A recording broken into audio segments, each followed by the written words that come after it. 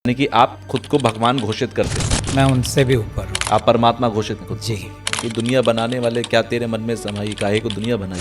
दुनिया खेल खेल में बना दी गई है। बट और ये बहुत सारी डिस्प्यूटेड बातें हैं जो आप कह रहे हैं। ये पूरा इंटरव्यू डिस्प्यूटेड है। तो अगर आप यहाँ पे वो चीजें सुनने की आशा करते हो जो आपके धर्म, मजहब, अध्यात्म, दर्शन के दायरे के अंदर है, तो ये सब कुछ दायरे के बाहर की बातें हैं। परमात्मा के कहने के बावजूद इन आत्माओं ने परमात्मा की बातें नहीं सुनी। आप एवेंजर्स की मूवी से इंस्पायर तो नहीं है? हो भी सकता है। आप जिसको फॉलो करते हो, बजरंग बली, कौन सा इसमें आपका एविडेंस है? नहीं, एविडेंस स्क्रिप्चर्स है हमारे। तो फिर मेरा ये किताब 1000 साल के बाद एविडेंस बन जाएगा। एक तरीका बता दीजिए, मैं चाहूंगा कि हमारे व्यूअर्स करके देखें। 30 दिन में दूध का दूध, पानी का पानी हो जाएगा। तुम्हारा जो दुख और दर्द है, सिर्फ आप इस स्वरूप को कहो। आप ये डिजिटल कार्ड को ही डाउनलोड कर लो, इसके साथ ही बात करो।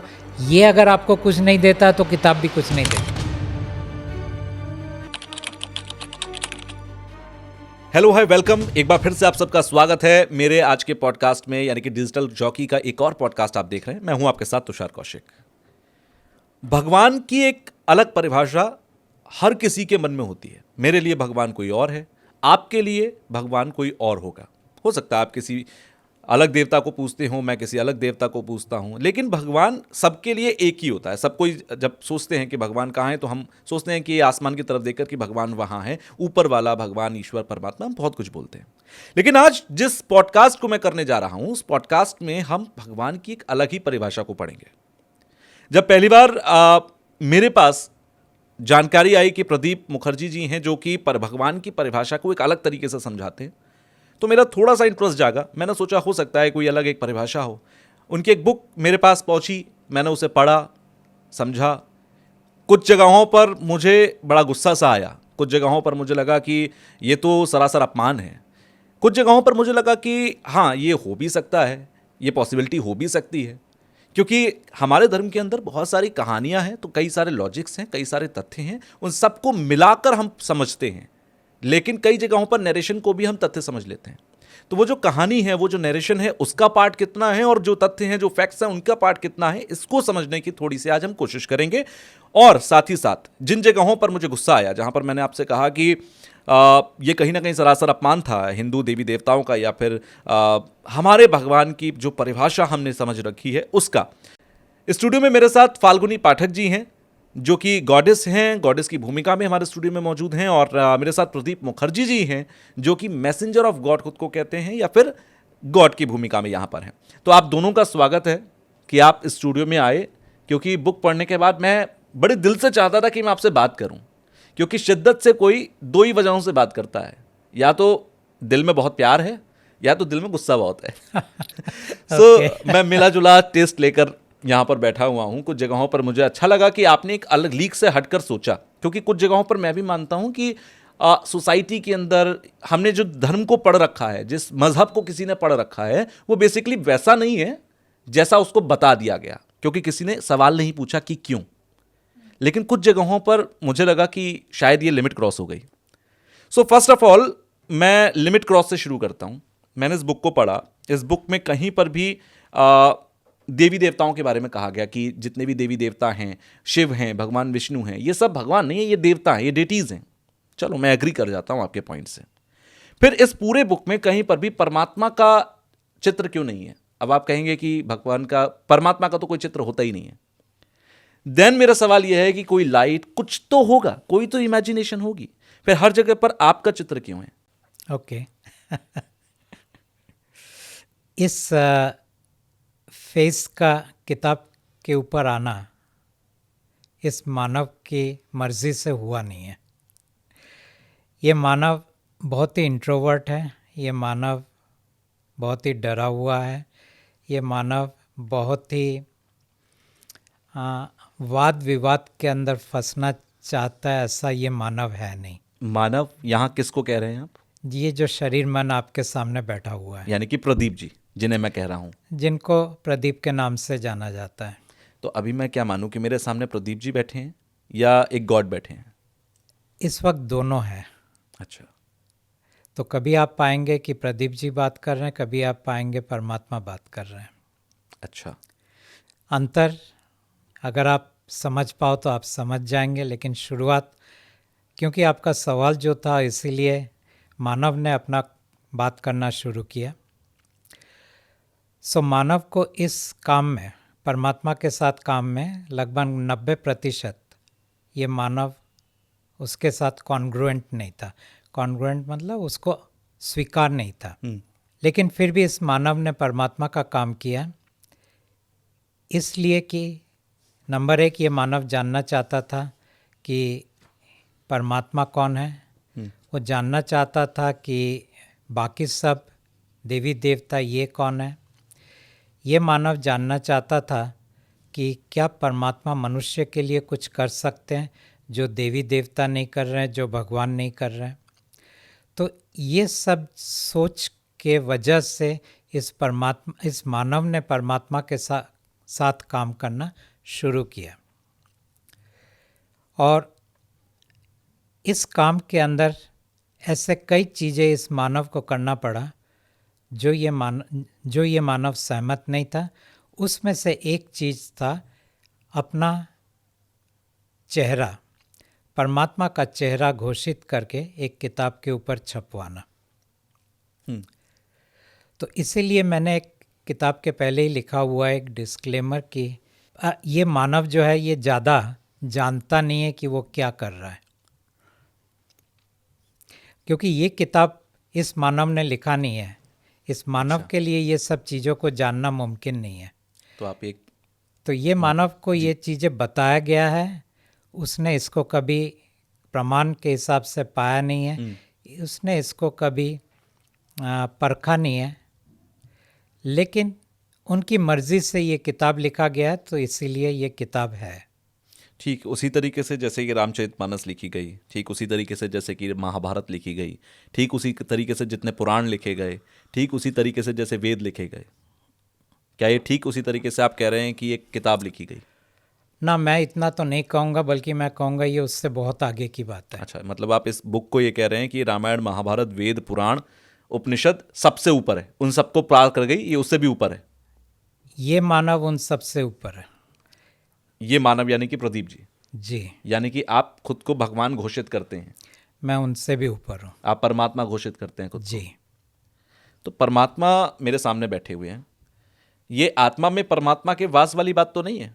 जैसे कहते हैं ना कि हमारे के आत्मा में ही परमात्मा है, अहम ब्रह्मास्मि, मैं ही शिव हूँ, मैं ही कृष्णा, मैं ही सभी देवी देवता हूँ। इसीलिए तो आप नहीं कह रहे कि मैं ही परब्रह्म हूँ? नहीं, वो नहीं है। मैं नहीं कह रहा हूँ कि मैं आई एम दैट।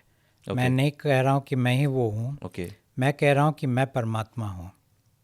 नहीं, थोड़ा सा आप फिर डिफाइन करिए यहाँ पर कि आप जब कहते हैं कि मैं परमात्मा हूँ, तो आप कैसे परमात्मा हैं? क्योंकि मैं आपको एक्सेप्ट करना चाहता हूँ, मैं चाहता हूँ कि मैं परमात्मा को एक्सेप्ट कर लूँ आज। आप मुझे और परमात्मा चाहते हैं कि कोई मानव उनको एक्सेप्ट ना करे। ओके। अच्छा, इस किताब में आपने बहुत सही बात कही। इस किताब में एक जगह पर लिखा है कि मनुष्य को बताया गया कि परमात्मा को पाने के लिए आस्था, समर्पण, विश्वास, श्रद्धा और भक्ति होना जरूरी है।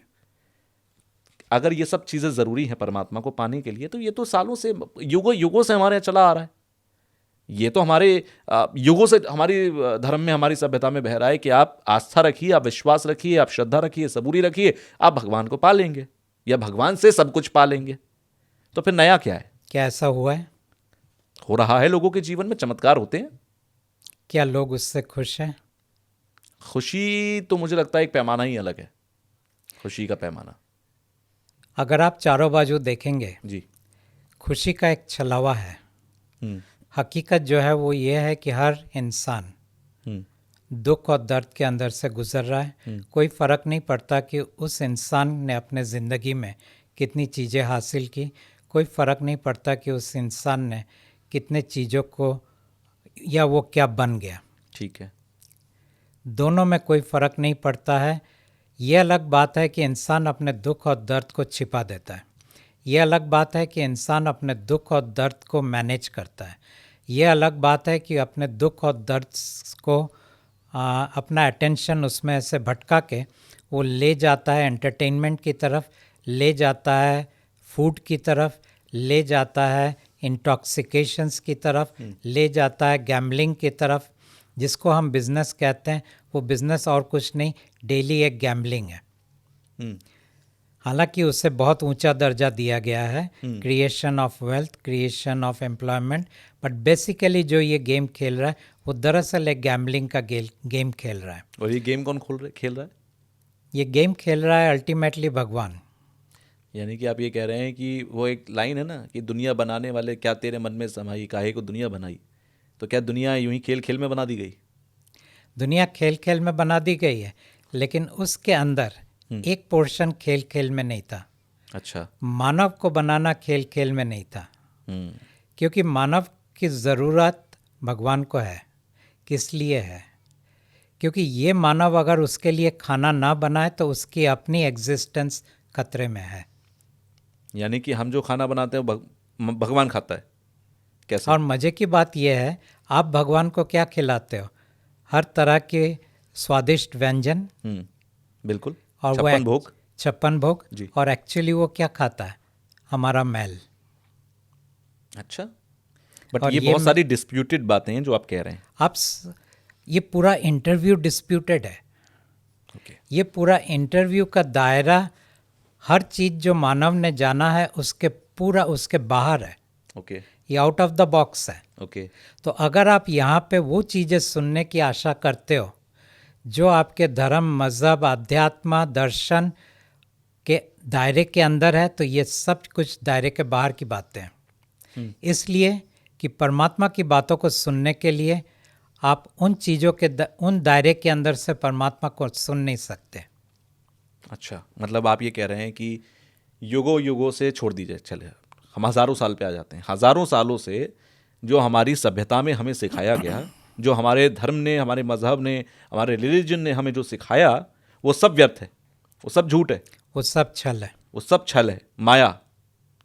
और अब माया आप जो नहीं है। बता रहे हैं, आपने इस जो बुक में लिखा, वो असल सत्य है। वो सत्य है, लेकिन लोग क्या कहेंगे कि आप इसके प्रमाण दो, एविडेंस दो। बिल्कुल, एग्जैक्टली। ठीक है। तो परमात्मा उनसे पूछते हैं, जिनकी तुम पूजा करते हो उसका एविडेंस क्या है तुम्हारे पास? कहाँ तुमने शिव को देखा है? कहाँ तुमने राम को देखा है? कहानी पढ़ी होगी, नैरेटिव पढ़ा होगा, प्रवचन सुना होगा, देखा तो नहीं है। कभी पूछा, कभी बात किया उसके साथ? कभी पूछा उनसे कि हम जो आपसे मांग रहे आप हमें दोगे कि नहीं? तो जब आपने ये सब बातें की नहीं है, जब ये कन्वर्सेशंस आपके उनके साथ नहीं हुआ, आपने तो उसे मान लिया। तो बगैर एविडेंस में आपने अपने चीज़ों को मान लिया। यहाँ कोई आपके पास एक उसका ऑपोजिट चीज़ पेश कर रहा है, अब आप एविडेंस मांगते हो। यहाँ पर रूल ऑफ मेजॉरिटी है ना सर? तो rule of majority is not equal to truth. Exactly, but truth तो सबका अलग अलग है सर। आपका सच अलग है, मेरा सच अलग है।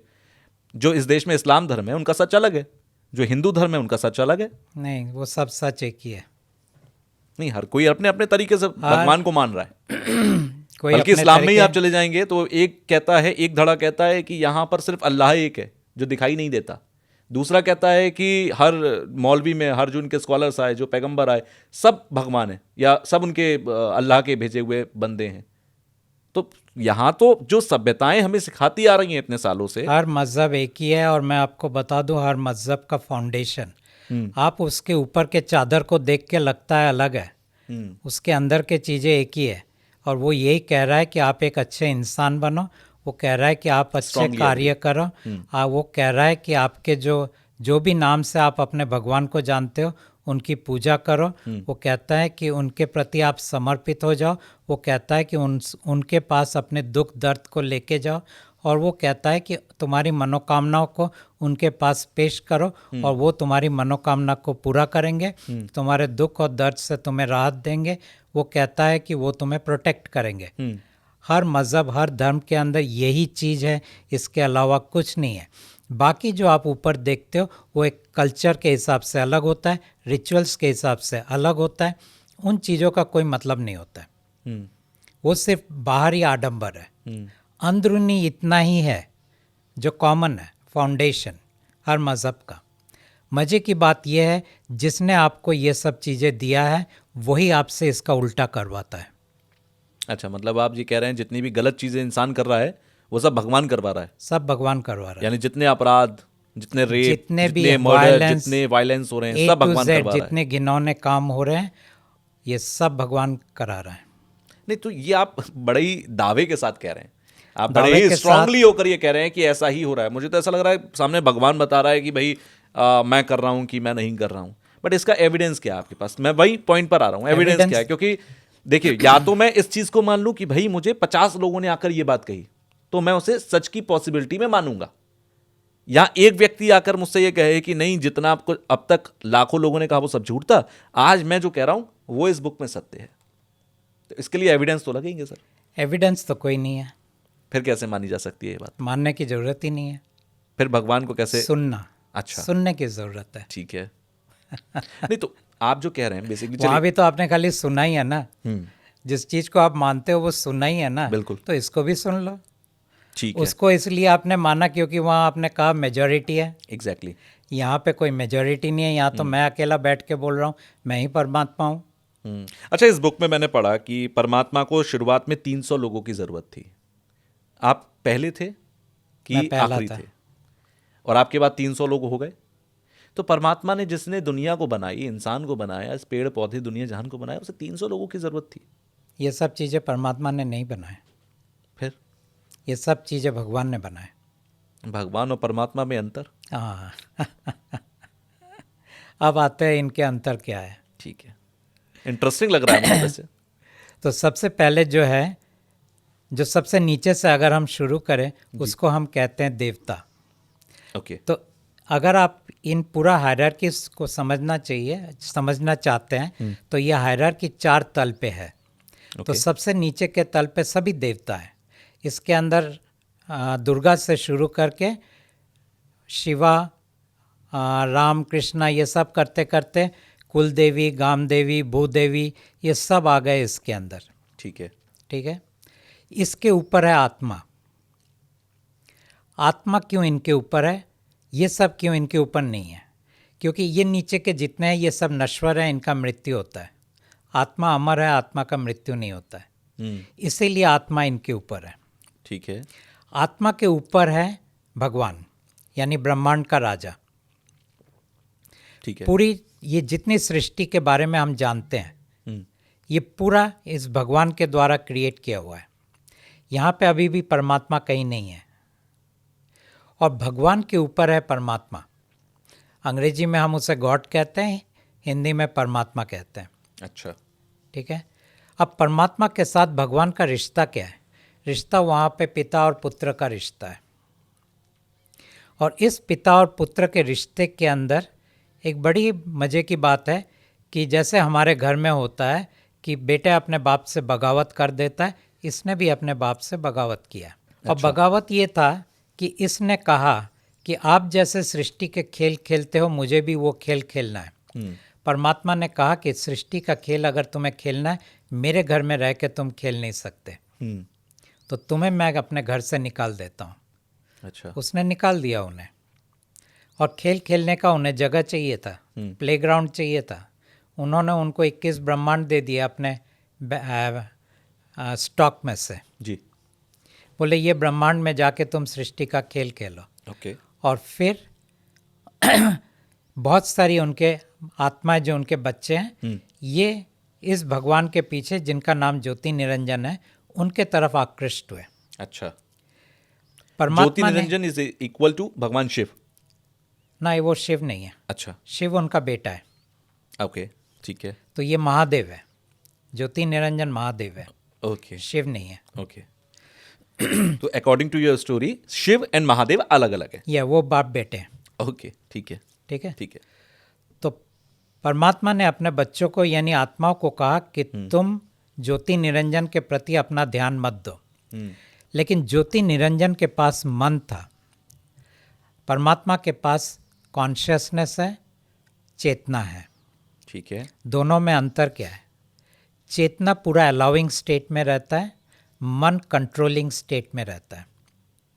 तो ज्योति निरंजन ने अपने मन के सम्मोहन से इतनी आत्माओं को उन्होंने कैद कर लिया था, और ये सब उनके प्रति आकृष्ट हुए। तो परमात्मा के कहने के बावजूद इन आत्माओं ने परमात्मा की बातें नहीं सुनी तो परमात्मा ने इन आत्माओं को भी भेज दिया ज्योति निरंजन के साथ। बोले तुम भी जाके इनके साथ सृष्टि का खेल खेलो। ये ज्योति निरंजन जिसको हम भगवान बोलते हैं, और ये सब आत्माएं, और इनका पॉपुलेशन कितना, अगर हम 8 बिलियन है तो हर इंसान का एक आत्मा होता है। बिल्कुल। तो इसके मल्टीपल टाइम्स इनकी संख्या, इतने सारे आत्माएं बाहर निकली। आत्माएं तो जानवरों में भी है ना, नहीं है। जानवरों के अंदर ओवर सोल होता है। ओवर सोल का मतलब होता है कुछ आत्माएं मिलके एक स्पीसीज की रचना करते हैं। इंसान के लिए एक इंसान का एक आत्मा। ओके, मतलब आप ये कह रहे हैं कि आत्मा सिर्फ और सिर्फ इंसानों को मिली है, ह्यूमंस को मिली है। जानवरों में जो है वो आत्मा नहीं है जो हम इंसानों में है। इंसान को आत्मा मिली नहीं है, आत्मा इंसान को बनाते हैं। अच्छा, उस हिसाब से हमें लगता है हमारा एक आत्मा है। एग्जैक्टली। एक्चुअली वो हमारे क्रिएटर है, लेकिन वो हाफ क्रिएटर है। ओके। हाफ क्रिएटर किस तरह से है कि वो हमारे कहानी लिखते हैं हमारे जन्म के पहले, और दूसरा वो हमारे अंदर सांस फूंकते हैं। ये 2 काम हो गया, उनका काम खत्म, उनका क्रिएशन का काम खत्म। अब बाकी चीज़ें कौन करता है? वहाँ आते हैं ईश्वर। ये एक और कैरेक्टर। ईश्वर का काम है उस कहानी के हिसाब से हमारे शरीर को बनाना, मन को बनाना, चरित्र को बनाना, बॉडी, माइंड, पर्सनालिटी। इन 3 चीज को ईश्वर बनाता है। लेकिन ईश्वर कौन है? ईश्वर दरअसल भगवान के मन का एक अंश है जो हर जीव के अंदर एंटर होता है। जब ईश्वर आता है तब उस जीव को वो अपना ऊर्जा देता है, लाइफ फोर्स बोलते हैं उसको। ओके। उसके कारण वो जीवंत उठता है। दूसरा ईश्वर का काम है हमारे जो भी कहानी लिखा गया है उसके हिसाब से हमारे शरीर की रचना करना, मन की रचना करना और चरित्र का रचना करना। ओके। उसके बाद ईश्वर उस कहानी के हिसाब से हमारे अंदर टैलेंट्स डालता है, और फिर उस कहानी के हिसाब से हमारा सक्सेस और फेलियर, हमारा falling in love, falling out of love, हमारा नेगेटिविटी, हमारा पॉजिटिविटी, हमारा टैलेंट्स एंड स्किल, हम कितना पैसा कमाएंगे, कितना पैसा गंवाएंगे, हम ऊपर उठेंगे या डेट के अंदर पड़े रहेंगे। इन शॉर्ट एवरीथिंग वो कहानी के हिसाब से उसको साकार करता है, मैनिफेस्ट करता है। ओके। Till we die. जब हमारा मरने का टाइम आता है, ईश्वर ये शरीर को छोड़ देता है, तो ये ईश्वर के इस बॉडी के सब फंक्शंस बंद हो जाते हैं। उसको हम डेथ कहते हैं। ओके, ठीक। तो फिर ये हो गया आपका अंडरस्टैंडिंग ऑफ ये 4 तल कौन है जिनको हम भगवान कहते हैं। सबसे नीचे देवता, उसके ऊपर आत्मा, आत्मा के ऊपर भगवान, भगवान के ऊपर परमात्मा। उसके बाद साइड में आया ईश्वर। ईश्वर है भगवान के मन का एक अंश, जो कहते हैं कि कण कण में भगवान है। एक्चुअली कण कण में भगवान नहीं है, कण कण में ईश्वर है। तो वो भगवान का ही अंश हुआ, तो उस हिसाब से हम कह सकते हैं कण कण में भगवान है। और इस चीज़ को थोड़ा सा और समझने के लिए ये समझ लीजिए कि एक सागर है, सागर से उठती हुई लहरें हैं। ये जो लहर है ये है ईश्वर। ठीक है। एक एक लहर एक एक जीव के अंदर जा रहा है, लेकिन ईश्वर फिर भी कनेक्टेड है सागर के साथ, और सागर है भगवान। तो इस तरह से भगवान कण कण में है।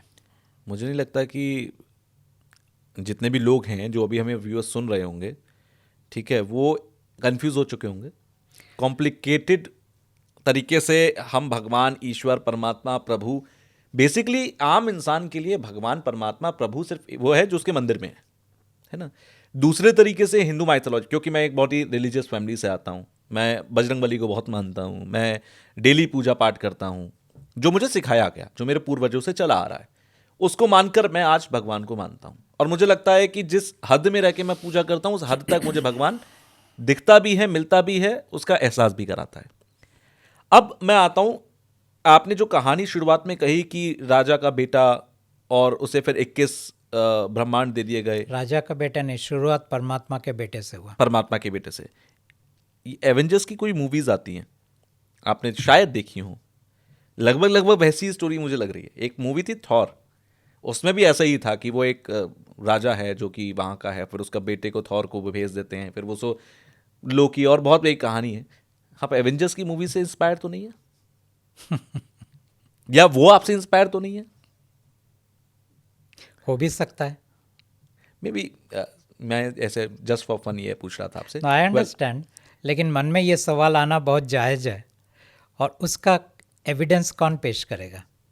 एग्जैक्टली एविडेंस ही तो नहीं है, सवाल तो वही है। लेकिन हम भी तो यही कहते हैं। आप जिसको फॉलो करते हो, बजरंग बली जी। और पूजा पाठ, ये कहाँ से करते हो आप? कौन सा इसमें आपका एविडेंस है? नहीं, एविडेंस स्क्रिप्चर्स है हमारे। तो स्क्रिप्चर्स, तो फिर मेरा ये किताब 1000 साल के बाद एविडेंस बन जाएगा। बट ऐसे सर, आपका ये स्क्रिप्चर आपके लिए या फॉलोअर्स के लिए बड़ा स्क्रिप्चर है। नहीं नहीं, आप मान लीजिए कि ये किताब मेरे मान लीजिए 100 फॉलोअर्स है, ठीक ठीक है। है। वैसे भी क्रिश्चियनिटी शुरू हुआ था 12 ही लोगों से शुरू हुआ था ना। ठीक है। तो आज मेरे 100 लोग मान लीजिए इसको मानते हैं। हम्म 1000 साल के बाद किसी ने ये किताब को निकाला और कहेगा here is the book of truth, और फिर लोग उसको मानने लगे, तो ये एविडेंस होगा। तो आप एक धर्म बनाना चाहते हैं? मैं कुछ नहीं, मैं तो लोगों को उनके दुख और दर्द से खाली थोड़ा सा रिलीफ देना चाहता हूँ। That's good. मुझे कोई धर्म में इंटरेस्ट नहीं है, अच्छा, मतलब क्योंकि आपका धर्म बनाना मतलब मुझे आपके भगवान के दुनिया में रहना है। मुझे आपके भगवान के दुनिया में कोई इंटरेस्ट नहीं है। मैं तो अपने बच्चों को लेने आया था, वो तो मैं लेके जाऊंगा। एक बहुत बहुत अच्छी लगी मुझे आपकी, और मुझे लगता है कि महात्मा बुद्ध हुए या और भी जितने भी, चाहे वो गुरु नानक देव और 10 गुरु हुए, कोई भी धर्म बनाना नहीं चाहता था। सब ये चाहते थे कि भाई उनकी जो एक आइडियोलॉजी या उस समय देशकाल परिस्थिति के मुताबिक जो चीज़ें बनाई गई उसको आप फॉलो करिए, बट उन्होंने उसको छोड़कर उनको फॉलो करना शुरू कर दिया। और बहुत ही एक कॉमन लेमैन लैंग्वेज में कहा जाता है कि भगवान को सब मानते हैं, भगवान की कोई नहीं मानता। तो क्या आप फोकस कर रहे हैं कि भगवान की मानो, भगवान को भले ही मत मानो? मैं कोई भी चीज़ में फोकस नहीं कर रहा हूँ, मैं एक इन्फॉर्मेशन दे रहा हूँ।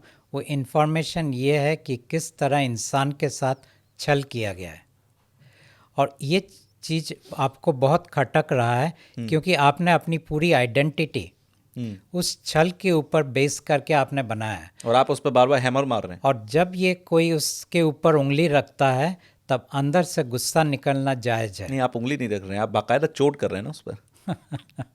फिलहाल मैंने उंगली रखा है, चोट तो मैंने कुछ किया नहीं है, क्योंकि मेरा उंगली रखना इतना ही है कि ये एक दूसरा इन्फॉर्मेशन है। नहीं, मैं चाहता हूं कि आप बाकायदा चोट करें उस पर, क्योंकि आज अगर हम बैठ गए हैं ना, तो या तो मैं आपसे कन्विंस हो जाऊं या तो मैं आपसे कन्विंस हमेशा के लिए ना हो जाऊं, नो हो जाए मेरा। मैं ना आपको कन्विंस करने के लिए आया हूँ, ना आपके व्यूअर्स को कन्विंस करने के लिए आया हूँ। मैं सिर्फ ये मैसेज देने आया हूँ कि जिसकी तुम पूजा करते हो वो तुम्हारे सब दुख का कारण है, वो तुम्हारे सब परेशानियों का कारण है, वो तुम्हारे हर पीड़ा का कारण है, वो तुम्हारे हर बेबसी और लाचारी का कारण है। तुम्हारे जीवन में और जिस दुनिया में तुम रहते हो वहाँ जितनी भी हिंसा हो रही है, जितनी भी वॉर हो रहे हैं, जितनी भी गलत चीज़ें हो रहे हैं, ये सब का वही जिम्मेदार है। एक सिंपल ये मैसेज है। हम ये नहीं कह रहे हैं कि आप इसको स्वीकार करो, उसके सामने हम एक दूसरा मैसेज दे रहे हैं कि हो सकता है हम जो भी हो, आप हमें जानोगे नहीं। आप हर वक्त मुझे शंका की नज़र में देखो, हर वक्त आप मुझे एक अंग्रेजी में हम कहते हैं look at me from a place of scepticism and doubt, और उस दायरे के अंदर मुझे परखो। परखोगे क्या? इतना ही मैं कहता हूँ लोगों को कि ये जो स्वरूप है, जो दो मानव के स्वरूप हैं, इनके साथ आप अपना दुख दर्द परेशानी साझा करो, शेयर करो 1 महीने के लिए। अगर आपको 1 महीने में लगता है कि आपके ज़िंदगी में कुछ फ़र्क आ रहा है तो आप चाहो तो कंटिन्यू कर सकते हो, ना चाहो तो छोड़ दो, और अगर आपको वो रिज़ल्ट नहीं मिलता है तो आप ज़रूर छोड़ दो। इतना मेरा मैसेज है इंसानों के लिए। बहुत अच्छी बात है। थोड़ा सा मैं यहाँ पर एक नेक्स्ट वर्जन पर आता हूँ। Yes. बहुत सारे लोग सोच रहे होंगे कि आपसे मैं बात कर रहा हूँ और गॉडेस भी यहाँ पर है। एक भगवान को अगर मैसेज देना था, परमात्मा को अगर मैसेज देना था, तो उसने आपको चुना, ठीक। फिर गॉडेस की आइडियोलॉजी यहाँ पर क्यों आई? ऐसा था कि शुरू में 1 साल पहले जब ये काम शुरू हुआ था, जी। क्योंकि अगस्त 23 में मेरा वो काम पूरा हो गया जो परमात्मा को अपने बच्चों को वापस घर ले जाने का था। वो सारे बच्चे complete- वापस गए? नहीं, दरवाज़ा खोल दिया। अब परमात्मा ने उनको कहा तुम्हें जाना है तो जाओ। अच्छा। अब तक था कि वो जा नहीं पा रहे थे। परमात्मा कभी खींच के नहीं ले जाते, धक्का नहीं मारते। ओके। तो वो काम पूरा हो गया, हम्म। वो जब चाहे जा सकते हैं। अच्छा। अच्छा, अब दूसरा काम परमात्मा ने कहा कि इंसानों का दुख और दर्द का कारण मेरे से शुरुआत हुआ था। यानी परमात्मा ही इंसानों के दुख और दर्द का कारण है। अच्छा। अब तक तो मैं बोल रहा था भगवान है। परमात्मा कैसे दुख और दर्द का कारण है? क्योंकि जब परमात्मा ने अपने बेटे को जी। घर के बाहर निकाल दिया, तब उन्होंने अपने बेटे को 3 श्राप दिए थे। पहला श्राप, अब से तुम्हारा मृत्यु होगा, तुम जीवन और मृत्यु के दायरे में तुम अटक गए। अब तक अमर थे, लेकिन अब तुम्हारा मृत्यु होगा। हम अंग्रेजी में उसको कहते हैं मॉर्टल। दूसरा श्राप उन्होंने दिया कि तुम्हें इंसान के मैल को खाना पड़ेगा। लेकिन उस वक्त तो कोई इंसान था नहीं, बिल्कुल। वो तो खाली अभी धकेला गया। तो उन्होंने कहा तुम्हें इंसान के मैल को खाना पड़ेगा, ये दूसरा श्राप था। और तीसरा श्राप ये था कि तुम्हें इंसान के पॉपुलेशन को बढ़ाना पड़ेगा। ये 3 श्राप से उन्होंने अपने बेटे को घर से बाहर निकाला और उनको 21 ब्रह्मांड दे दिए। बोले जाओ, इसके अंदर तुम्हें जो करना है जाके करो। अब सवाल ये उठता है कि मनुष्य तो है नहीं, तो मनुष्य का मैल खाएगा कहाँ से? तो परमात्मा ने मनुष्य को सबसे पहले बनाया ऊर्जा के तल पे। उन्होंने ऊर्जा के तल पे 11 ऊर्जा शरीर को इकट्ठा किया। करने के बाद उन्होंने उसको अपने आकार में बनाया। यानी इस वक्त अगर मनुष्य का ये आकार है तो परमात्मा का भी यही आकार है और भगवान का भी यही आकार है। मैं इस पॉइंट पर आने वाला था कि आप परमात्मा से मिले तो बता दीजिए परमात्मा दिखता कैसा है। तो उसके बाद उन्होंने राजा से कहा कि अब इस शरीर के ऊपर, ऊर्जा शरीर के ऊपर भौतिक शरीर, मन और चरित्र तुम बनाओगे तुम्हारे मर्जी से। अच्छा। और इस तरह बनाना कि ये सिर्फ तुम्हारे लिए मैल बनाए। यानी इतना दुख और दर्द से उनको भर दो कि ये तुम्हारे लिए खाना बनाएंगे। ये तो परमात्मा का ही डायरेक्शन था। उस वक्त न परमात्मा और न ये जो राजा है या भगवान है या परमात्मा के बेटे हैं, दोनों को इस मनुष्य से क्या लेना देना था? ये तो ऐसा ही हुआ कि मान लो आपका कोई शैडो है, आपको कोई फ़र्क नहीं पड़ता आपका शैडो क्या है, लंबा है, छोटा है, रहता है, नहीं रहता है। बिल्कुल। या फिर जो हम खाना खाते हैं उससे हमें कोई फ़र्क नहीं पड़ता है खाना को कितना तकलीफ़ हो रहा है, हम उसे खा लेते हैं। तो इसीलिए ये दोनों को कोई तकलीफ़ नहीं था मनुष्य को किस चीज़ से गुजरना पड़ेगा। लेकिन क्योंकि उन्होंने एक मनुष्य का सहारा लिया और बाद में 300 और मनुष्यों का सहारा लिया अपने काम को पूरा करने के लिए, तो उन्होंने कहा कि जिस काम को मैंने शुरू किया था कि तुम्हारा दुख और दर्द में से तुम्हें गुजरना पड़ेगा ज़िंदगी भर, मतलब मल्टीपल लाइफ टाइम्स, अब मैं उसे अंत करने के लिए आया हूँ। अगर तुम 1 महीने मेरे साथ रहोगे तो फिर तुम्हारा ये आखिरी जीवन होगा, तुम्हारे जितने भी कर्म का बोझ है वो कट जाएंगे, तुमने जो भी पाप पुण्य किया हो वो सब चीज़ें माफ़, और तुम्हारा आत्मा तो वापस घर जाएगा ही।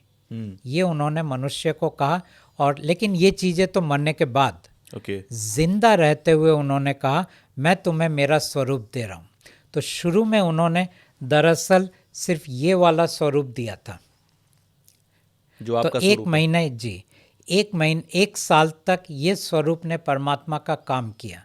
फिर परमात्मा ने कहा कि अब मैं मेरे काम के स्टाइल को बदल रहा हूँ, अब मैं 1 से 2 होने वाला हूँ। और उन्होंने कहा अब मैं मैस्कुलाइन और फेमिनाइन में बढ़ जाऊँगा, यानी परमात्मा और भगवती के रूप में आऊँगा।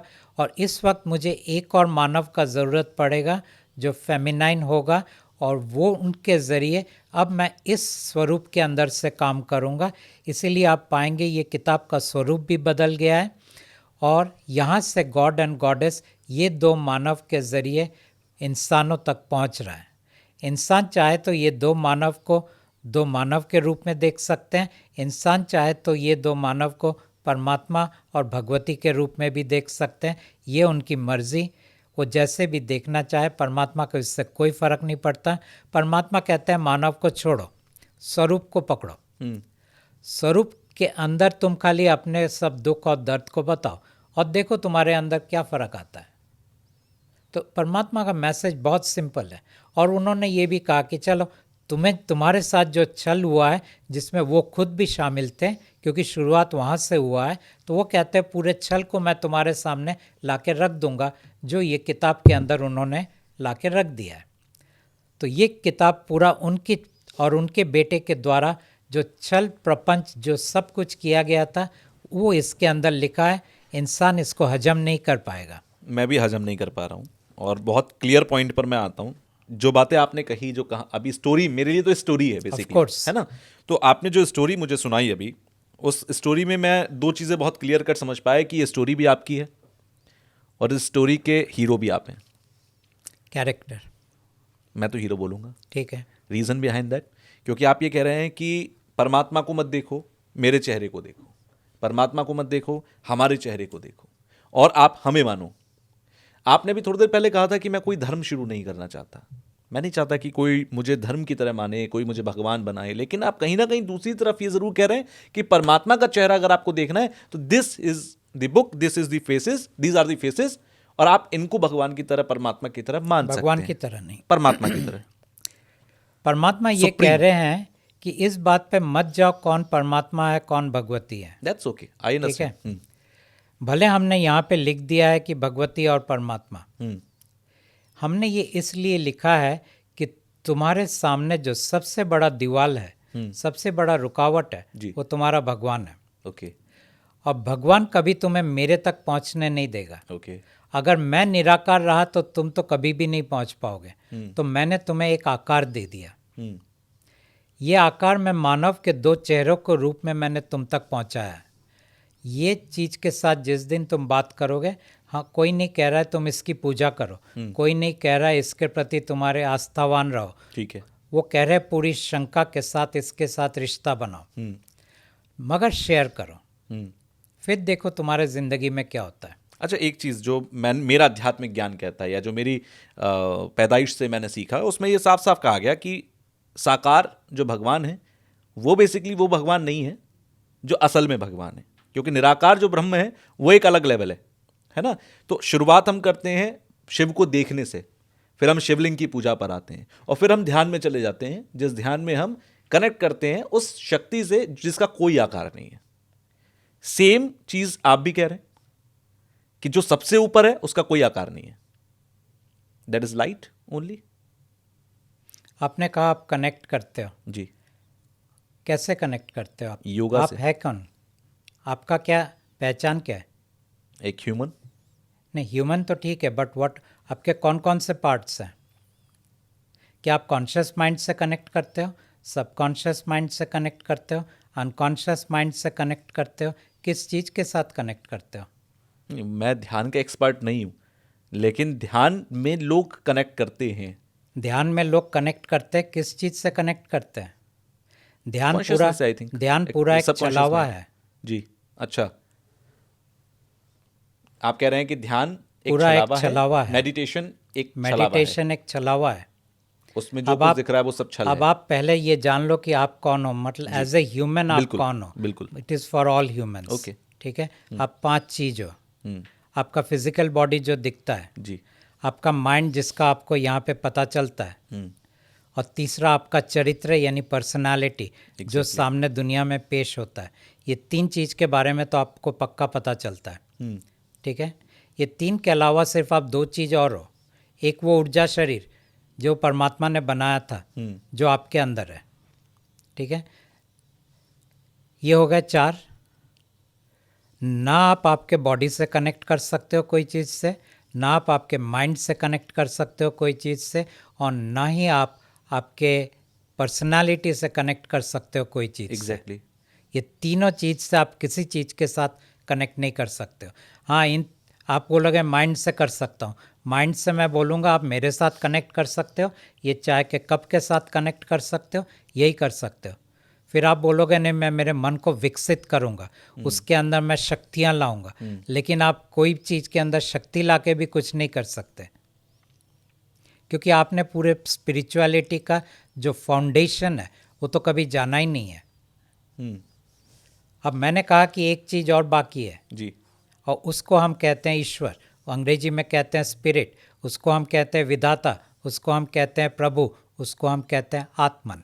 हम्म, तो आपने ब्राह्मण की बात की, ये ब्राह्मण का एक अंश आया आत्मन, जो जीव के अंदर आता है, जो जीवात्मा बन जाता है, और लोगों को लगता है कि वो दरअसल आत्मा की बात कर रहा है। वो आत्मा की बात नहीं कर रहा, वो ईश्वर की बात कर रहा है। ओके, अब मैंने कहा कि मेडिटेशन एक छलावा है, क्योंकि मेडिटेशन के अंदर जब आप बैठते हो तब आपका जो दृष्टा भाव है, आप करते क्या हो मेडिटेशन के अंदर, बेसिकली आंख बंद करके कुछ देखते हो, बिल्कुल। या तो सांस को देख रहे हो, या विचारों को देख रहे हो, या अपने उठती हुई तरंगों को देख रहे हो, या कुछ सुन रहे हो जो चारों बाजू के है, और उनके साथ लिपटते नहीं हो, उनके जज नहीं करते हो, उसको Go with the बहने flow। देते हो, फ्लो में चलने देते हो, यही तो करते हो। बिल्कुल। मतलब आप एक ऑब्जर्वर हो गए हो, हम्म, ठीक है। लेकिन ऑब्जर्वर आप हो नहीं, ऑब्जर्वर का एक एक्सपीरियंस है। Observing is an experience. मैं आपको ऑब्जर्व कर रहा हूँ, hmm, but that is an experience. Observing उसका मतलब ये नहीं कि एक ऑब्जर्वर भी कोई है, दैट इज अ कंक्लूजन कि कोई देख रहा है, लेकिन एक्चुअली कोई देख रहा है, वो कौन है? इसको कहते हैं स्पिरिट, इसको कहते हैं ईश्वर। हमारे पांचों इंद्रियों के अंदर से ईश्वर बह रहा है। मैं ईश्वर, ये ईश्वर आपको देख रहा है, ये ईश्वर आपको सुन रहा है, ये ईश्वर इस चाय को टेस्ट कर रहा है, ये ईश्वर इन नाक से सब सुगंध और दुर्गंध को ले रहा है, ये ईश्वर इन पांचों इंद्रियों को सजीव करता है। तो Okay। क्या ईश्वर बैठा है मेडिटेशन में? क्या आपका फिजिकल बॉडी बैठा है मेडिटेशन में? आप किस चीज़ से उस ऊपर की चीज़ को कनेक्ट करोगे? हम्म, कुछ हो तो ना कनेक्ट करोगे। अच्छा, मतलब है कि आप ये कह रहे हैं कि योग, ध्यान, मेडिटेशन ये सब व्यर्थ है, लोगों को छोड़ देना चाहिए आज ही।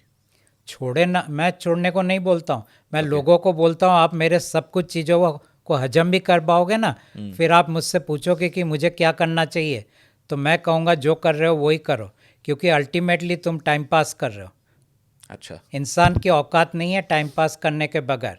चाहे आप योग के अंदर महारथी बन जाओ, चाहे आप वेदों के अंदर शास्त्रार्थ मतलब शास्त्री जी बन जाओ, कोई औकात नहीं है किसी की। अच्छा, मतलब आप ये कह रहे हैं ये कि सब वेद, टाइम शास्त्र, पास है। उपनिषद, पुराण, ये जितने भी हैं, ये शास्त्र वगैरह, ये ये सब टाइम व्यर्थ हैं, पास है। सब टाइम पास है। व्यर्थ को समझिए मैं किस कॉन्टेक्स्ट के अंदर कह रहा हूँ। Exactly। क्योंकि लोग कॉन्टेक्स्ट के बाहर लेंगे तो बोलेंगे कि ये बेवकूफ़ है।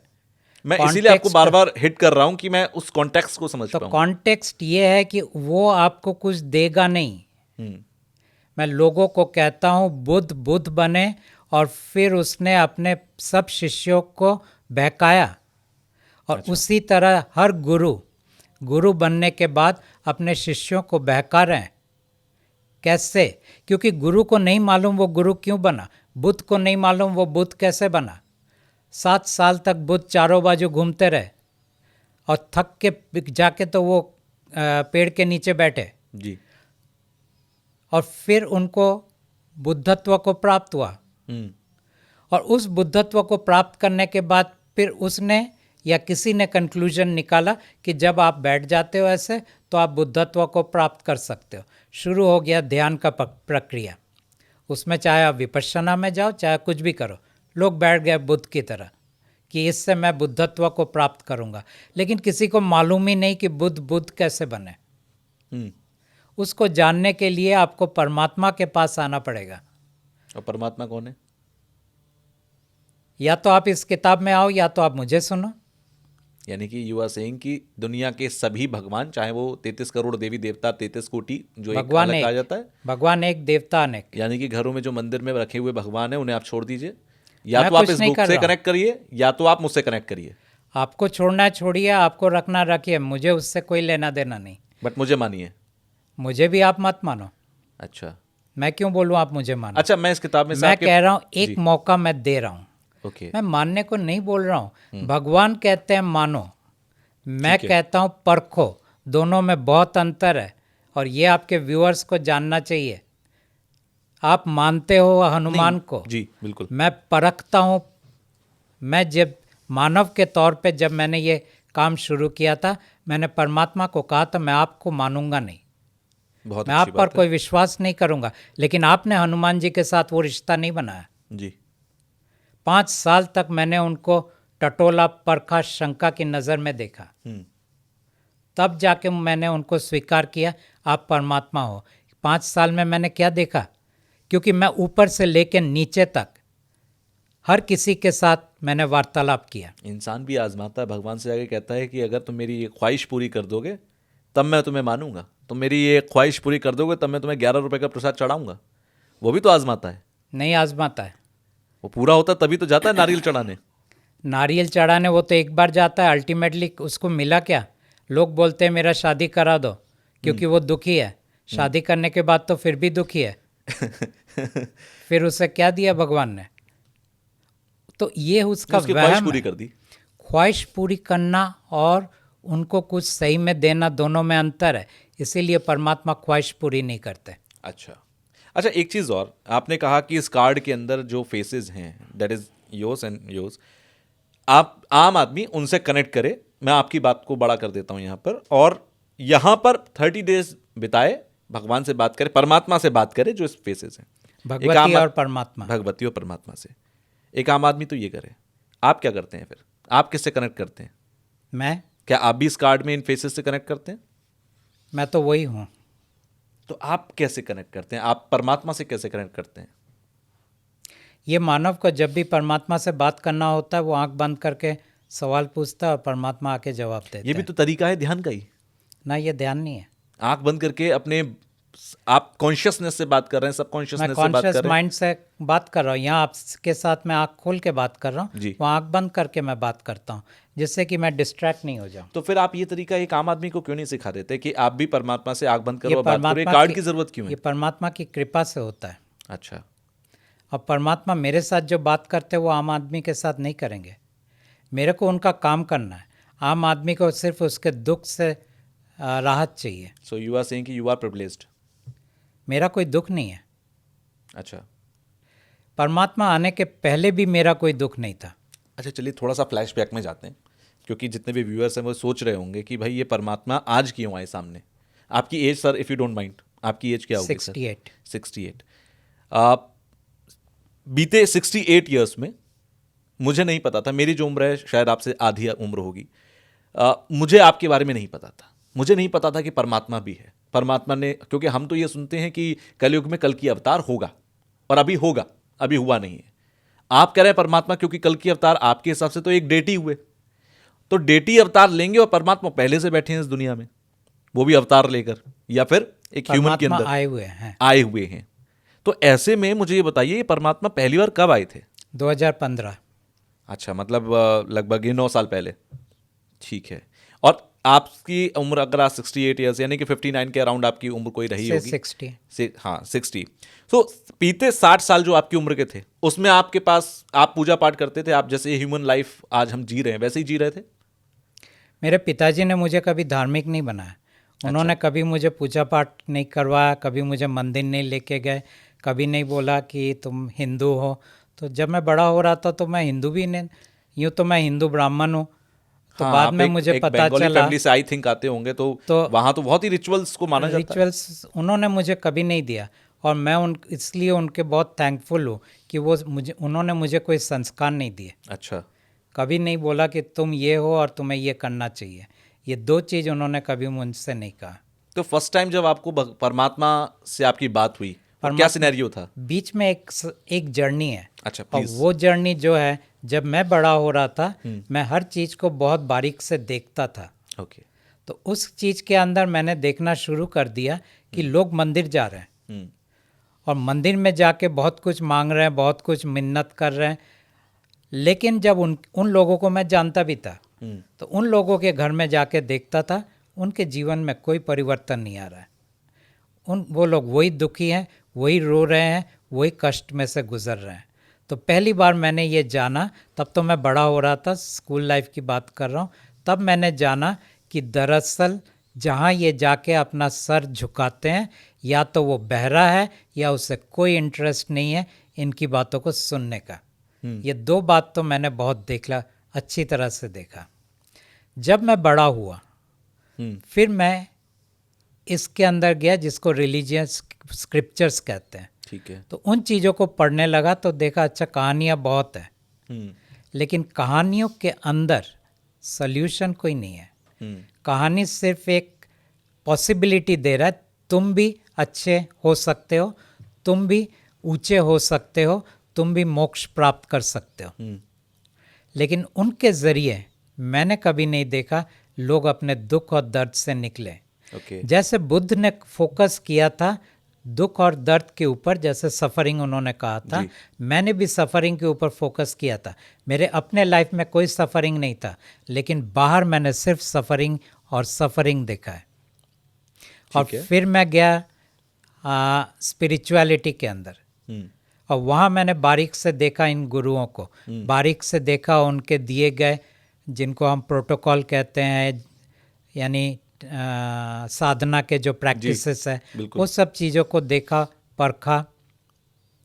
और फिर मुझे लगा, और मैंने एक चीज़ बहुत नोटिस की, गुरु जब गुरु बना और उसके पास्ट लाइफ की जब चीज़ें मैंने देखा गुरु बनने के पहले की, और जो वो अपने शिष्यों को सिखा रहा है, दोनों में अंतर है।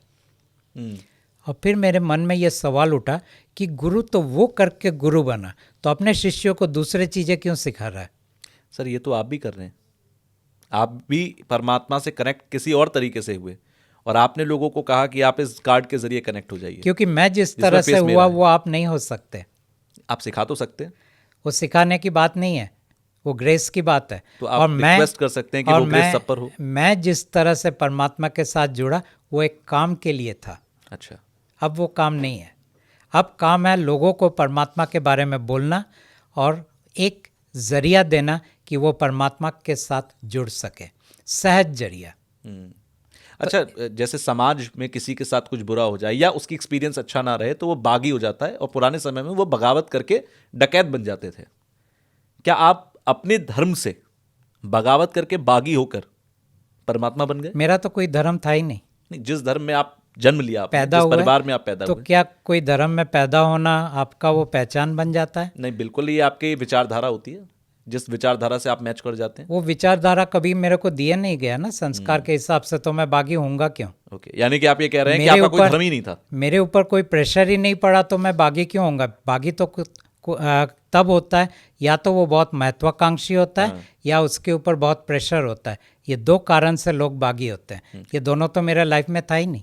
अच्छा, मतलब कभी आपने आंख बंद करके ये नहीं कहा कि भगवान मुझे बचा ले या भगवान मुझे ये दे दे? ना, वो सिचुएशन ही कभी नहीं आया। Okay, that's good. अच्छा, वो पहली बार जब आपका कॉन्वर्सेशन हुआ परमात्मा के साथ, वो कैसे हुआ?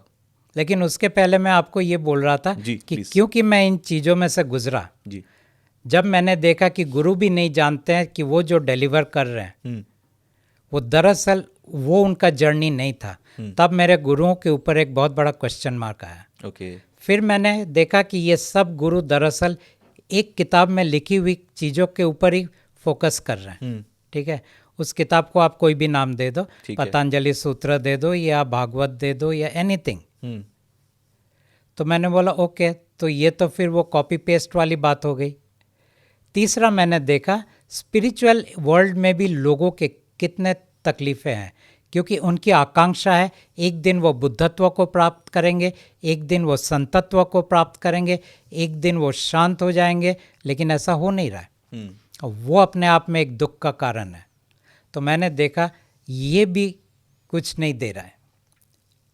चौथा, हर चीज़ जो इंसान मांगता है, वो चाहे पैसा हो, वो चाहे शोहरत हो, वो चाहे क्या कहते हैं प्यार हो जी, वो चाहे और क्या क्या मांगता है, शोहरत, इज्जत, प्यार, ये जिंदगी, सक्सेस, वेल्थ, हेल्थ, तो हेल्थ तो मैंने, मेरा हेल्थ का कोई इशू था नहीं, तो हेल्थ मांगने की सवाल नहीं थी। बाकी चीज़ें मेरे पास कोई ज़्यादा था नहीं, तो मैंने बोला कि चलो उन लोगों को देखते हैं जिनके पास ये सब चीज़ें हैं। और मैं जब लोगों को देखता हूँ तो मैं बहुत बारीक से देख पाता हूँ। ओके। तो फिर मैंने देखा कि ये लोग तो उतने ही बेबस और लाचार है जितना वो रोड के ऊपर जो कूड़ा करकट के बीच में रह के वहाँ से फेंका हुआ रोटी खा रहा है। फ़र्क इतना है कि वो लोग जाके मंदिर में हाथ जोड़ते हैं और ये मर्सिडीज़ में आके मंदिर में हाथ जोड़ के बोलता है भगवान मेरे लिए ये कर दो वो कर दो। तो ना इनकी कोई उन्नति हुई ना उनकी कोई उन्नति हुई। तो फिर उन चीज़ों को क्या मांगना जिसने उनको भी लाचार और बेबस करके रखा है। तो वो भी चीज़ें मेरी कोई काम की नहीं थी। तो इसीलिए मैंने ज़िंदगी से कभी कुछ चाहा नहीं, क्योंकि मैंने ज़िंदगी से कहा तुम दे क्या सकते हो। सो परमात्मा के घर के बारे में तो हम जानते नहीं हैं और मनुष्य को उनसे क्या लेना देना। परमात्मा घर यहाँ से 10,000 किलोमीटर दूर है या 10 अरब किलोमीटर दूर है। इंसान को इतना ही लेना है कि एक टूल उनको दिया जा रहा है, मैं इनको टूल कहता हूँ, कि इस टूल को आप इस्तेमाल करो और देखो फ़र्क पड़ता है कि नहीं। क्योंकि बात अगर विवाद की है तो बहुत लंबा चल सकता है। और विवाद का प्रॉब्लम ये होता है कि क्या मैं सही हूँ या क्या आप सही हैं। ठीक है, लेकिन सही होना अपने आप में किसी को भी अपने दुख और दर्द के बाहर नहीं निकालता है। और यही जो सबसे बड़ा फेलियर है मज़हब का, वो यही है। हर किसी ने कहा मेरा मज़हब सही है, मेरा भगवान सही है और दूसरे कोई मज़हब में मैं नहीं जाऊंगा, कोई और भगवान को मैं पूजा नहीं करूंगा। ठीक है। वो भूल गए कि हर भगवान सब एक ही है। कोई भी मज़हब में आप जाओ तो दूसरे मज़हब के भगवान को नकार के तुम दरअसल अपने ही मज़हब के भगवान को नकार रहे हो। इतनी भी उनके अंदर पता नहीं है। और दूसरे मज़हब के टीचिंग्स भी तुम्हारे मज़हब के ही टीचिंग्स हैं। हाँ, रिचुअल्स अलग है। जैसे मैं बंगाली हूँ, आप शायद पंजाबी होंगे, जो भी है, तो हमारे रिचुअल्स अलग है, हमारे वो कल्चर से वो आया हुआ है। ठीक है। लेकिन उसका मतलब ये थोड़ी है कि मैं सही हूँ और आप गलत है। लेकिन मज़हब तो अब उसी स्टेज में आ गया है लोगों के लिए। और ये सब चीज़ें दरअसल कोई फोर्सेस करवा रहा है। भाई मज़हब दिया गया था, आपने कहा कि मैंने मज़हब से बगावत किया कि नहीं। मैंने मज़हब को बहुत अच्छी तरह टटोल के देखा, क्या सही में ये इंसान को दुख और दर्द के बाहर ला रहा है या नहीं ला रहा है। और मैंने देखा कि वो नहीं ला रहा है। ओके। मैंने फिर आध्यात्म को भी टटोला बहुत अच्छी तरह, और वहाँ से ही मैंने वो बुद्ध की बात आपको कही थी, क्योंकि अभी तक स्पिरिचुअलिटी को लोग जानते नहीं हैं। और वो मैं आपके दर्शक के लिए थोड़ा सा ब्रीफ में बता देता हूँ। वो ये है कि बुद्ध का बुद्धत्व मिलने के लिए उनका ध्यान जरूरी नहीं था, उनका 7 साल का मेहनत ज़रूरी नहीं था। ज़रूरी ये था कि उनके कहानी के अंदर लिखा था कि तुम इतने साल की उम्र में बुद्धत्व को प्राप्त करोगे। और उस कहानी के कारण ईश्वर ने उनको बुद्धत्व का वो एहसास नहीं बोलूँगा, बट वो फिनोमेनन को क्रिएट किया। ओके। अब ये जो फिनोमेनन क्रिएट क्या होता है इसको भी हम समझ लेते हैं। मैंने कहा परमात्मा ने हमारे 11 ऊर्जा शरीर हमें दिए थे। सबसे नीचे का ऊर्जा शरीर है, उसको हम कहते हैं astral energy body. Astral energy body जब सक्रिय होता है, एक्टिवेट होता है, तब हम शांत हो जाते हैं, तब हम निर्विचार हो जाते हैं, अमन की अवस्था में आ जाते हैं। उसके बाद हमारी इच्छाएं नहीं होती, वांटिंग सब गिर जाते हैं। हमें कोई चीज़ के साथ लिप्त होने की इच्छा नहीं होती, कोई चीज़ को हम सही और गलत के पैमाने में नहीं देखते हैं, कोई चीज़ को ठीक करने की इच्छा नहीं होती है। जो जैसा है उसको हम देखते रहते हैं। इसको कहते हैं दृष्टा भाव। ओके। दृष्टा भाव, ठीक है, 2 वर्ड है, दृष्टा और भाव। दृष्टा और भाव। तो ये दोनों मतलब इस वक्त मेरा भाव है कि मैं सिर्फ देखूं, तो उसका मतलब ये नहीं कि मैं दृष्टा बन गया। क्योंकि जैसे ही मैं बोलूँगा मैं दृष्टा बन गया, मतलब वो मेरी एक अंश होगी। और फिर मैंने आपको कहा कि देखने वाला सिर्फ एक ही है, वो है ईश्वर। तो मतलब ईश्वर अब आपका पहला शरीर के सक्रिय होने के बाद वो अमन की अवस्था से सब कुछ देख रहा है। अब आता है दूसरा शरीर का सक्रियकरण। जिसको मेंटल एनर्जी बॉडी बोलते हैं, ये बॉडी का जब सक्रियकरण होता है उस वक्त आप बहुत आनंद की स्थिति में आ जाते हो। क्यों आते हो? क्योंकि अब संसार गिर गया है। ठीक है। अब इस चीज़ को समझने के लिए मैं आपको ले जाता हूँ एक और फिनोमेनन की तरफ जिसको नियर डेथ एक्सपीरियंस बोलते हैं। नियर डेथ एक्सपीरियंस के अंदर जब इंसान अपने स्थूल शरीर को छोड़ के अपने ऊर्जा शरीर के सहारे नेक्स्ट डायमेंशन में पहुंचता है, तब वो एग्जैक्टली उसी चीज़ का अनुभव करते हैं जो गुरु अपने दूसरे शरीर के सक्रिय होने के बाद अनुभव करता है, यानी पीस एंड ब्लिस। ओके। जितने भी नियर डेथ एक्सपीरियंस अभी तक क्या कहते हैं किताब के तौर पर बाहर आया है, उसका बॉटम लाइन यही था। बाद में उन्होंने कहा हमने एंजल्स को देखा, हमने हमारे परिवार के लोगों को देखा, हमने गुरुओं को देखा, हमने डेटीज को देखा, ये सब तो डिफरेंट थे, अलग अलग। ये वाला कांस्टेंट था, it is so beautiful, so peaceful, so happiness. तो ये जो स्टेट है ये एग्जैक्टली वही स्टेट है। लेकिन इस चीज़ को पाने के लिए यहाँ पे ये रहता नहीं है। क्यों नहीं रहता है? नियर डेथ एक्सपीरियंस में उस शरीर को वापस धकेल के फिजिकल बॉडी के अंदर भेज दिया जाता है। बिल्कुल। और तब वो उठ के अपनी ये सब चीज़ों के बारे में बात करता है। लेकिन यहाँ पे उसका ईश्वर दूसरे शरीर को सक्रिय करके उसको संसार के बाहर ले जाता है और फोर्थ डायमेंशन में ले जाता है, चौथे आयाम में ले जाता है, और उसके वही एक्सपीरियंसेस होते हैं। ओके। वापस जब आप संसार में आ जाओगे तब वापस आपका वो एक्सपीरियंस लुप्त हो जाएगा।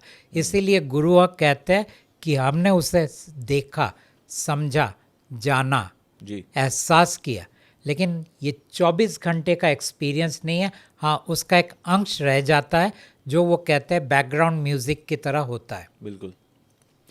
तो अब ये जो दो चीज़ है इसको कहते हैं बुद्धत्व को प्राप्त करना, जब आपका दो शरीर सक्रिय होता है। बाकी तो बहुत सारे शरीर के बारे में मैंने लिखा है, उसमें मैं नहीं जाऊंगा। तो बुद्ध का जो बुद्धत्व हुआ उसकी मेहनत के कारण वो नहीं हुआ, कहानी में लिखा हुआ था इसलिए हुआ, और ईश्वर ने उनके वो बॉडीज़ को सक्रिय किया, तब बुद्ध को बुद्धत्व प्राप्त हुआ। अगर ये चीज़ आप समझ लो तो आप जान लोगे कोई गुरु आपको बुद्धत्व नहीं दे सकता है, कोई साधना आपको बुद्धत्व नहीं दे सकता है, कोई भी ज्ञान आपको बुद्धत्व नहीं दे सकता है, कुछ भी आपको वो चीज़ नहीं दे सकता है जिस चीज़ को हर स्पिरिचुअल सीकर चाहते हैं।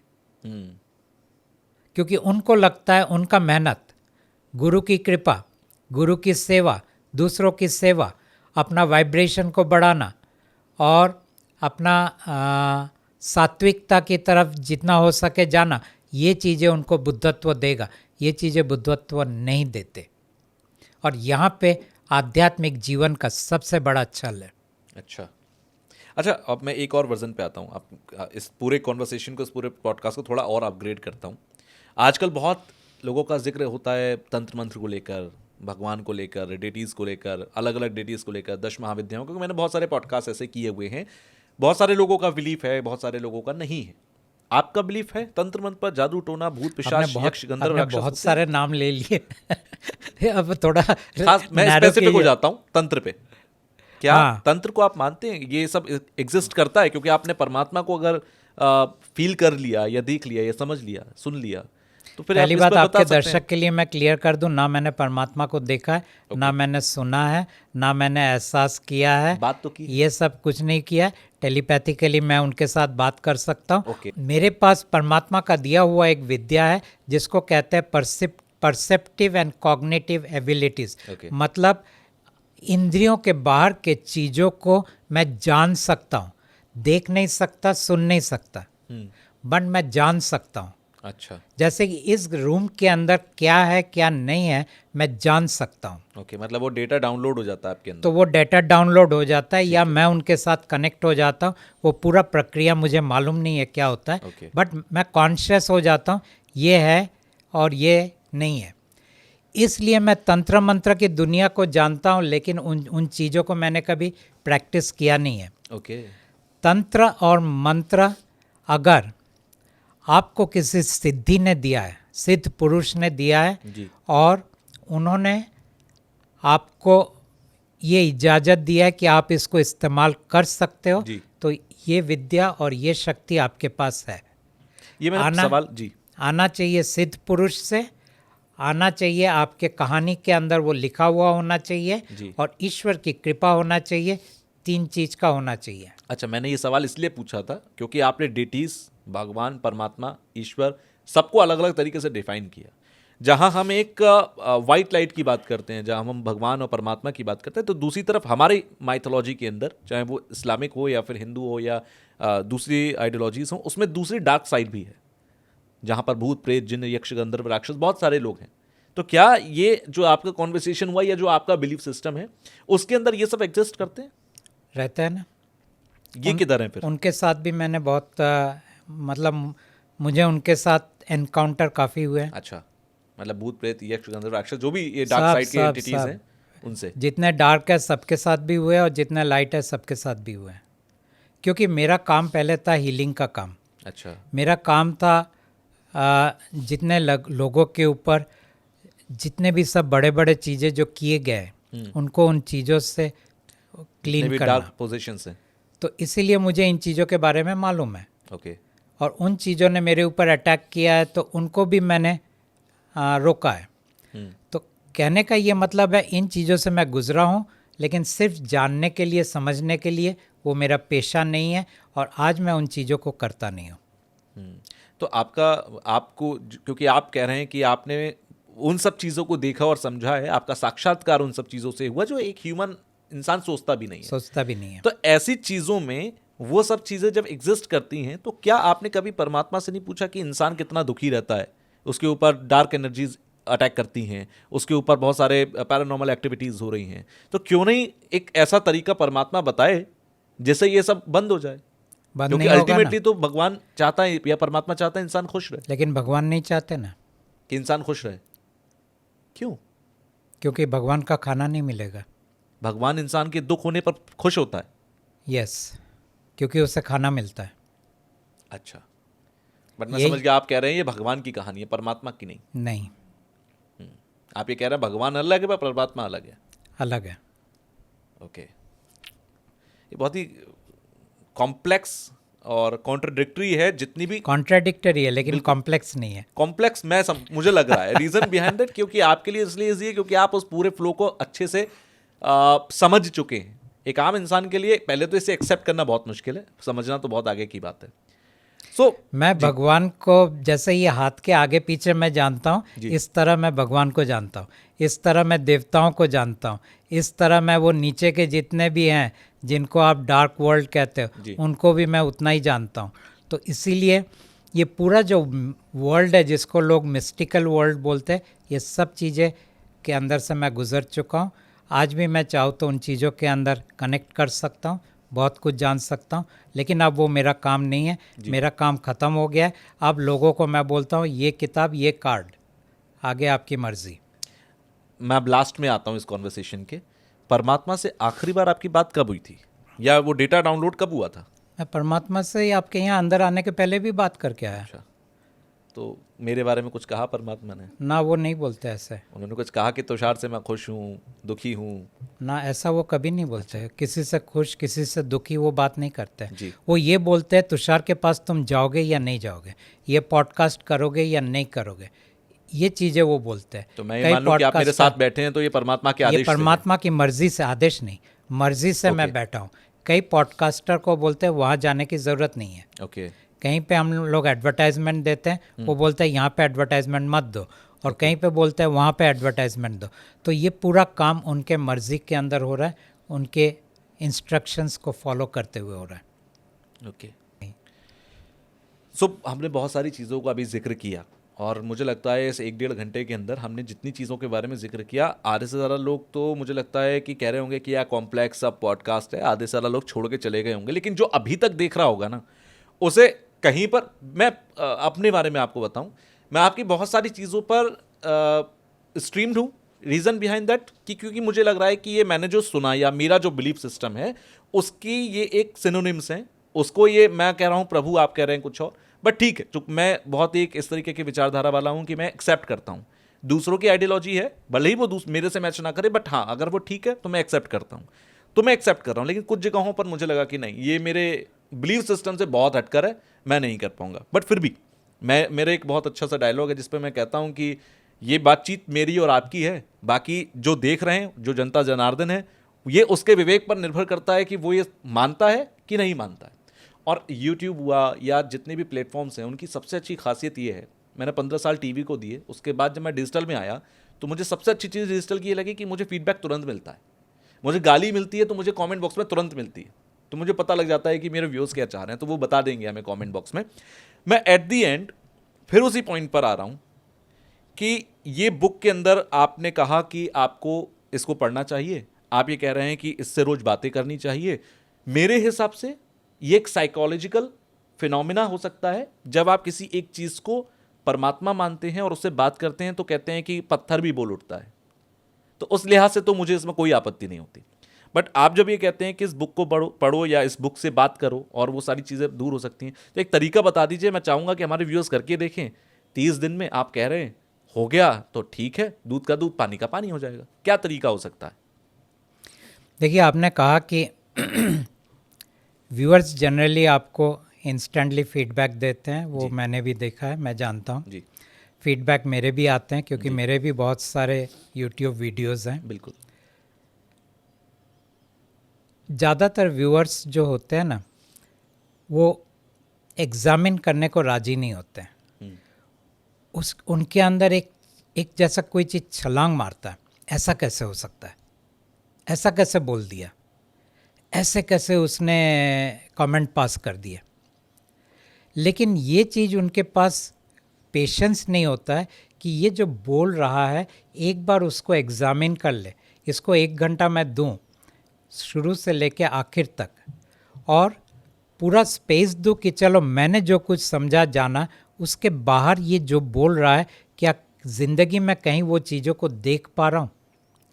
ज़्यादातर चीज़ें तो वो देख नहीं पाएंगे क्योंकि वो अदृश्य जगत की बातें हैं, लेकिन जितना दृश्यमान जगत की बातें मैंने किया, क्या वो मैं देख पा रहा हूँ? नंबर 1।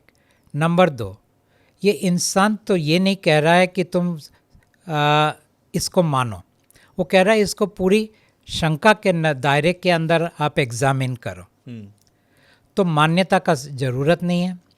तीसरा, ये तो मेरे ही भले की बात कर रहा है क्योंकि ना मैं इनको कोई पैसा दे रहा हूँ, ना मैं इनके संस्था में जुड़ रहा हूँ।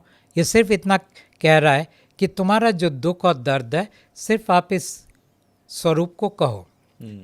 अब आप डिबेट में आ जाओगे, इंसान के मैं क्यों जाऊं, मैं दूसरे कोई स्वरूप के पास जाऊंगा, मेरे गुरु के पास जाऊंगा, मेरे भगवान के पास जाऊंगा, मेरे देवताओं के पास जाऊंगा, मेरे माता पिता के पास जाऊंगा। तो मैं कहता हूं वो सब जानने के बाद अगर फिर भी तुम दुखी हो तो एक बार इसके पास भी आ जाना। अगर अभी भी बाकी है कुछ कहीं जाने के लिए, वो सब करके आ जाओ। करने के बाद जब कुछ ना रहे, एक बार इसके पास आके भी देख लो, उसके पहले मत आना।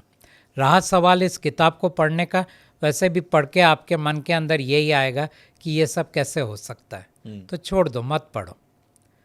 तो इसीलिए मैं कहता हूँ कि ये किताब का स्वरूप, किताब भी क्यों खरीदो, वैसे इस किताब का कीमत 100 रुपया, बाकी पोस्टेज और पैकिंग का हम थोड़ा सा और लेते हैं जी। लेकिन उतना भी क्यों खर्चा करना।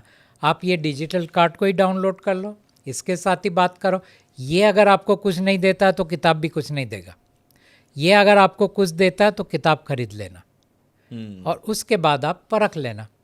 तो इतना ही मैं आपके व्यूअर्स को कहूँगा, क्योंकि वो लोग मुझे जानते नहीं हैं, मेरा कोई क्रेडिबिलिटी नहीं है, मैं कोई बड़ा ऑर्गेनाइजेशन का मैं कोई गुरु नहीं हूँ, मेरे कोई बहुत लाखों फॉलोअर्स नहीं है और मेरे तो कोई भी फॉलोअर्स नहीं है।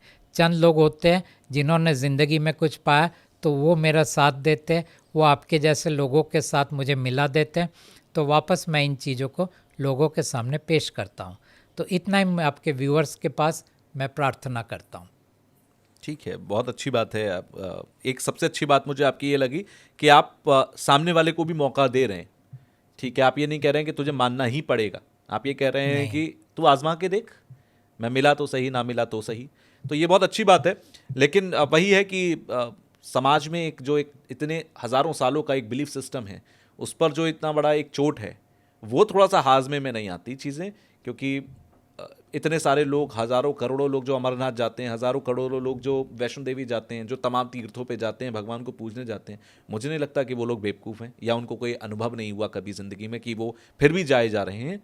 तो कहीं ना कहीं इंसान पूरी तरह माया जाल के अंदर फंसा हुआ है और ये माया जाल इंसान को विवश करता है हर चीज को मानने के लिए जिसके अंदर सच्चाई नहीं होता है। तो आप प्रभु हैं, परमात्मा? मैं प्रभु नहीं हूँ, मैं परमात्मा हूँ।